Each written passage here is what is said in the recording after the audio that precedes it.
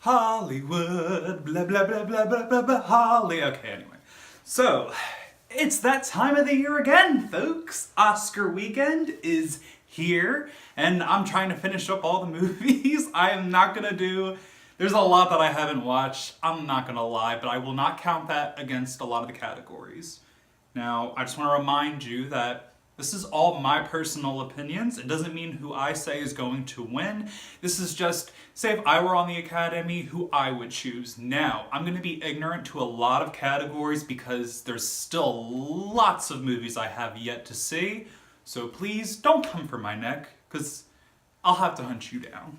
We're going to do a speed round, so I want to make this short. So if I talk really fast, I apologize, but I just want to get through it. So, Best Visual Effects. The nominees are Deepwater Horizon, Doctor Strange, The Jungle Book, Kubo and the Two Strings, and Rogue One: A Star Wars Story. I'm happy Rogue One is getting some nominations, yay! Because Rogue One was a great movie. If you didn't see it, go check it out while it's still in theaters. I don't know if it's still in theaters, but go check it out, or go illegally download it. But don't try to sell it to other people, or else you'll get in trouble. Just say that you're a college student and you're trying to study film, and then hopefully you'll get away with it. I don't know. If you get caught, don't blame me, okay?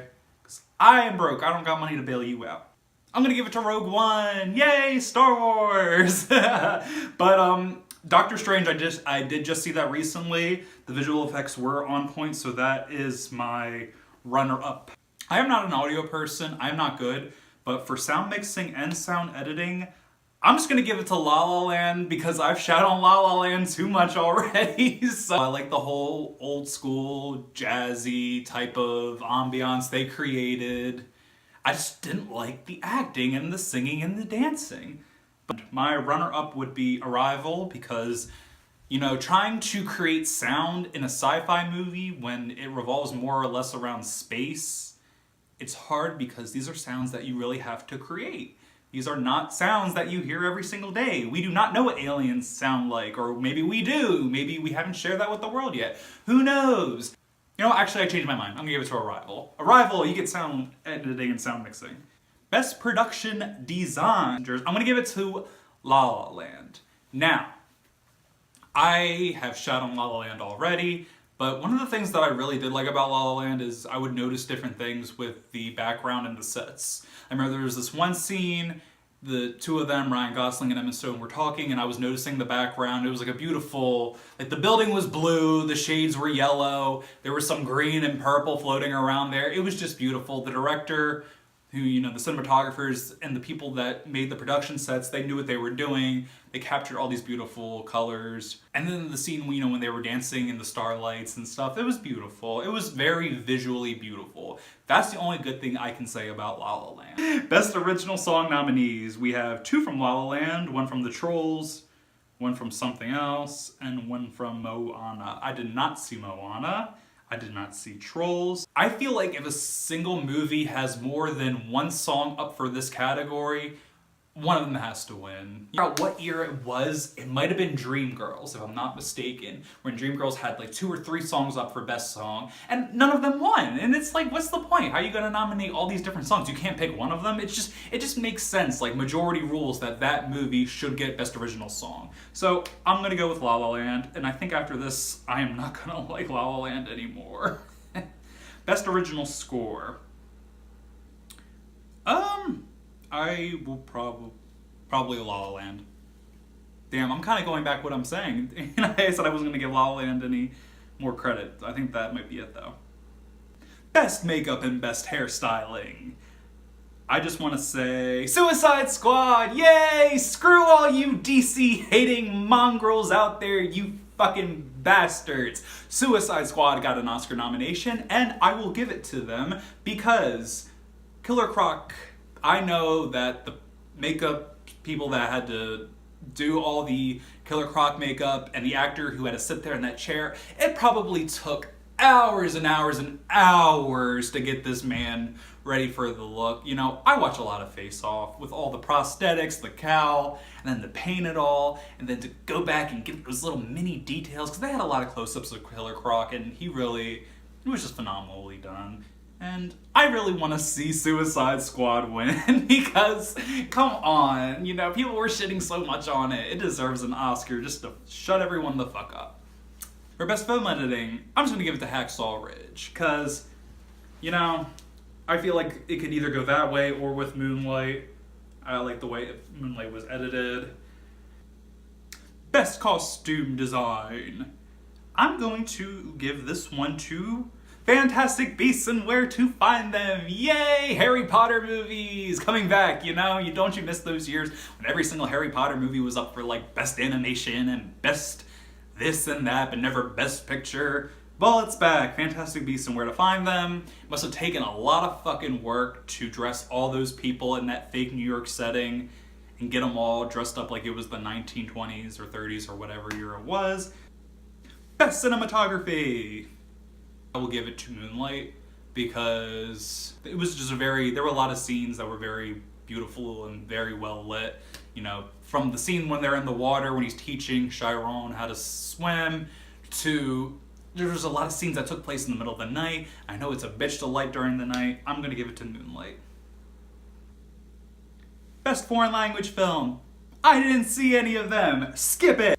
Best Documentary. I'm going to give this one to OJ. You're welcome, OJ. Best Animated Feature Film. I am so ignorant because I love cartoons. And this year, I slacked on all of them except one, Zootopia. Which, Zootopia was very good, even though I fell asleep towards the end. My bad. But it was a long day and I was drinking a little bit, so I kind of nodded off for it. But I woke up for the end of the movie and it was absolutely adorable. It was beautiful. I loved every second of Zootopia. It made me laugh. It made me giggle like a little fucking schoolgirl. So I'm going to give it to Zootopia. However, it sucks because I still do want to see Moana, and I really do want to see Kubo and the Two Strings, which I heard was awesome for, I think it's like paper animation. And you know, with all those clay animations and all that stop motion stuff, it takes so much work to make these movies. So if he ends up winning, that's fine too. I still have to check them out. I can't really hate on any of these other animated films because I didn't see them. Like I said, I'm ignorant. I didn't see every single movie that was out, people, except for like the Best Picture. When we get into the digs, I'm going to give you the digs. Best Original Screenplay, I'm going to give to Manchester by the Sea. Best Adapted Screenplay, I'm going to give to Moonlight, which I'm kind of surprised. I didn't know it was an adapted screenplay. I thought that would have been an original screenplay. All right, let's get to the big ones. Best Supporting Actress is going to be Miss Viola Davis for Fences, because so help me God, give this woman a goddamn Oscar already. Viola Davis has given us so many amazing performances, from Doubt to The Help when she was Aileen, which she should have won an Oscar for, sorry, to Annalise Keating on How to Get Away with Murder. Viola Davis, she's just one of those actresses. As soon as she steps into the room, she just commands. And Fences was not my favorite movie of the year, but she just made it so good. The acting was so phenomenal. This woman deserves this Oscar. This is just a long overdue win for her. You know, she always seems to surpass herself. Prisoners, too, she was amazing in. She just always does, like, when you think you've seen the best of Viola Davis, she just comes and gives you something a little bit more. But on a side note, for runner-up for this category, I do want to, if it's not Viola Davis, which it will be, I'm going to have to say Naomi Harris for Moonlight, because, God, I hated that crack whore so much. But I also want to give Michelle Williams, I'm actually tied between Naomi Harris and Michelle Williams, because Michelle Williams, the last scene that you see of her in Manchester by the Sea, she gave this monologue speech, and I did shed a little bit of a tear. She gave me emotion during that one scene, but the rest of the movie was kind of like,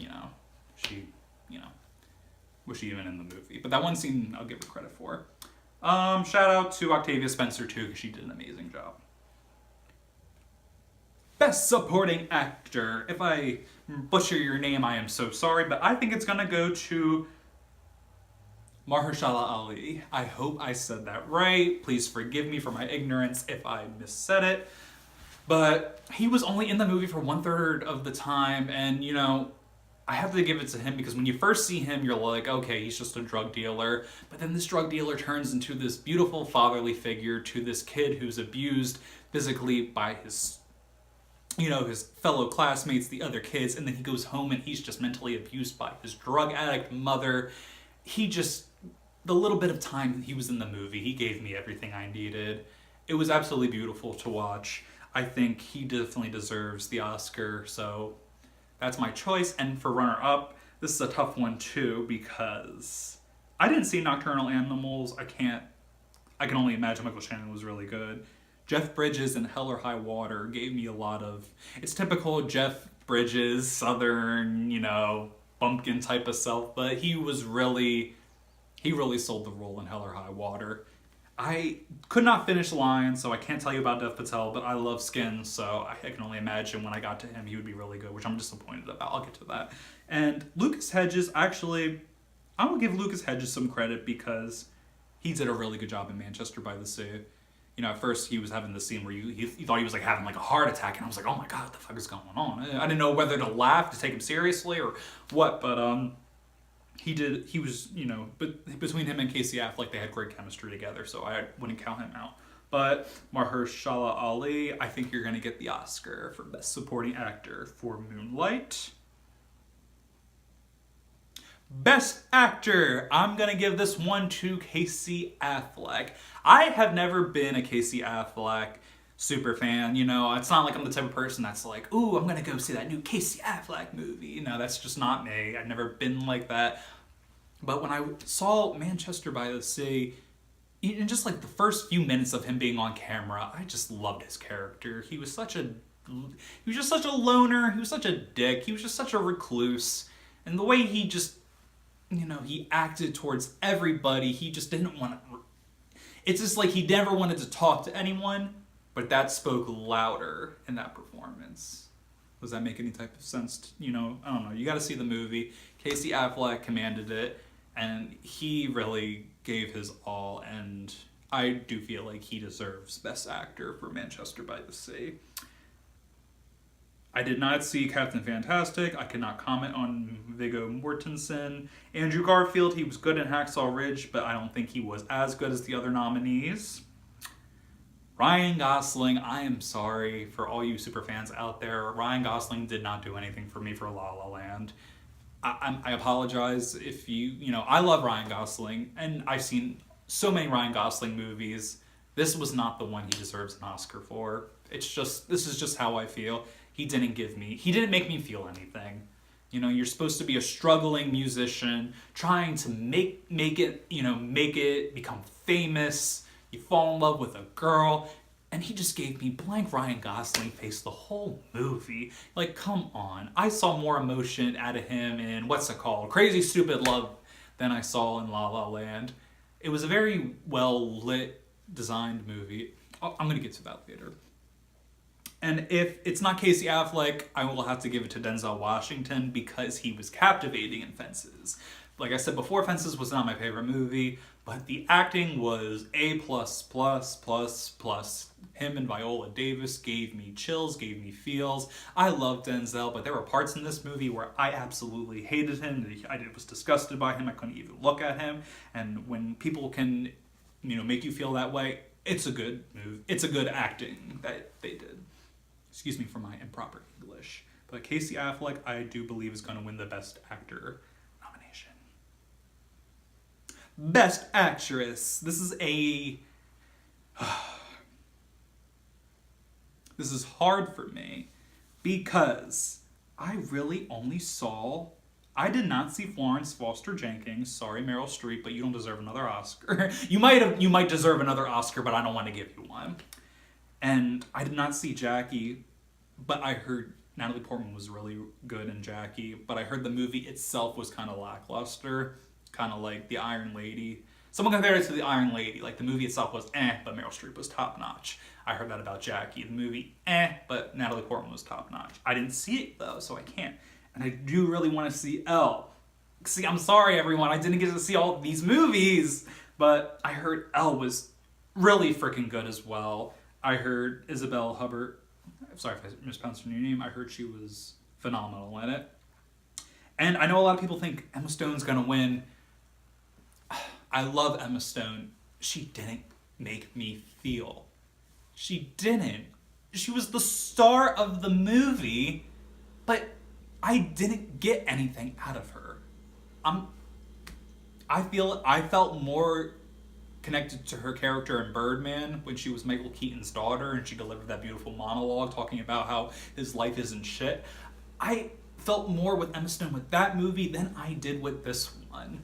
So I can't give it to Emma Stone. So if I'm gonna have to give it to anyone, I'm gonna have to give it to Ruth Negga for Loving. I hope she wins. If Amy Adams was on that list, she would have been my nomination for Best Actress. Hands down. She gave me another amazing, but it's Amy Adams. She's always good at what she does, but Best Director, like I said earlier, it's hard for you to say which person deserves Best Director when you haven't read all the screenplays and you haven't seen all the movies to compare the two and see how well the director did to make the screenplays come to life as a movie.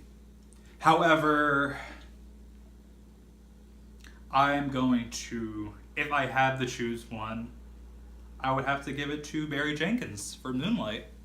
That's just how I feel. Like I said, I wasn't a big La La Land fan. I would give it to Barry Jenkins, and my runner-up would be Kenneth Logan for Manchester by the Sea.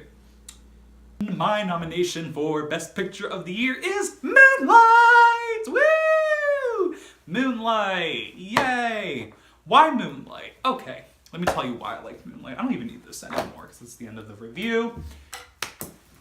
When I was actually referred to by a friend to watch Moonlight, it would have never really hit me to watch Moonlight. I don't know, it was never really publicized. I didn't really know about it, so I gave it a chance and I watched it. And it was just a beautiful movie. It was 3 stages of this kid's life, from his youth to his teenage years to his adulthood. The acting was so good.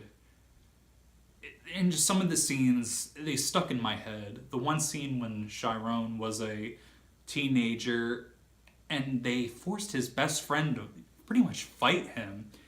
And then after he gets beat up, he's looking in the mirror and there's that scene where he kind of looks at the camera and he's all bloody and he's bruised and he's just looking at you. It kind of like stuck with me. I don't know if anyone else felt that, but it just captured such raw emotion. And Naomi Harris was such a scumbag in this movie. She was terrible. She was sitting there screaming at this little kid. She was like yelling, but you didn't hear what was coming out of her mouth. So it was just little things that this movie did, from the director's choice, from the editor's choice to put in, and the way that it built up the story was absolutely amazing. I didn't even expect him to be gay. Well, he was gay. They didn't acknowledge it. It's just he never really had any type of attraction to anyone besides his best friend. They experimented that one time, and then he's an adult looking like a super buff 50 Cent, and you're like, and he says, "Oh, I never was with anyone else after you." Like, really? Like, in the past 10 years, you never got nothing? Damn! With your fine ass. I mean, that's not the reason. I mean, that is a good reason why, but it was just a beautiful story. Like, I feel like it's, this kid, he's really picked on. He's got a fucked up life, and he finds comfort in a drug dealer. This drug dealer takes him under his wing, teaches him how to swim. It was beautiful. That whole scene in the water, when he's teaching him how to float, absolutely beautiful. And the reason that's called Moonlight is because they have the quote where Mahershala Ali was like, he said, "Oh, my mother or my grandmother used to tell me," God, I might be fucking up this movie, but I remember he said, like black kids, they look blue in the moonlight or purple in the moonlight. And I was like, that was actually, I don't know if that's an actual quote. I misquoted it. I'm going to put the real quote behind me or something. I don't know if that was a real quote from like a novel or if it's from like a old poet. But if that director or that in the screenplay, the person who wrote the screenplay, if they invented that, that was very creative.